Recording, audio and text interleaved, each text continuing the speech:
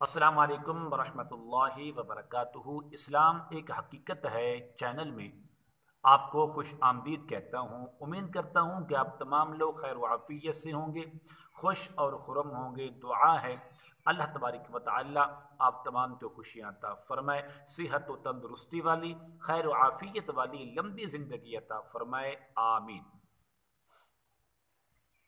नाफरमान औलाद हो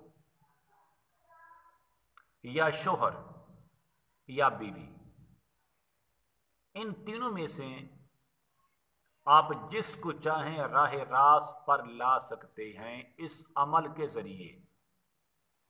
अगर आप वालदैन हैं तो आपकी औलाद नाफरमान है, आपका कहना नहीं मानती, परेशान हैं।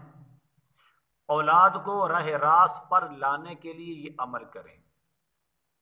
अगर शोहर बीवी की बात नहीं मानता या बीवी अपने शोहर की बात नहीं मानती, शोहर अपनी बीवी के लिए और बीवी अपने शोहर के लिए ये अमल कर सकता है।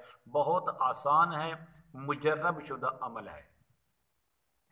अमल बताने से पहले अगर आपने अभी तक मेरे चैनल जिसका नाम इस्लाम एक हकीकत है चैनल को सब्सक्राइब नहीं किया तो ज़रूर कर लें और साथ ही बेल के बटन पर भी क्लिक कर दें ताकि मेरे आने वाली हर वीडियो आपको बआसानी मिल सके। अमल क्या है? अमल ये है कि आपने अव्वल और आखिर 11-11 बार दुरूद शरीफ पढ़ें। दुरूद शरीफ पढ़ने के बाद 41 मरतबा सूरत फातिहा पढ़ें, अलहम्द शरीफ पढ़ें और पढ़ने के बाद फिर आखिर में 11 बार दुरूद शरीफ पढ़ें। पढ़ने के बाद किसी मीठी शीरीनी चीज़ पर दम करके औलाद को खिलाएंगे तो औलाद बात मानेगी। शोहर पढ़ के बीवी को खिलाएगा तो बीवी बात मानेगी। अगर बीवी पढ़ कर शोहर को खिलाएगी तो शोहर भी राह रास्त पर आ जाएगा और उसकी बात मानना शुरू कर देगा।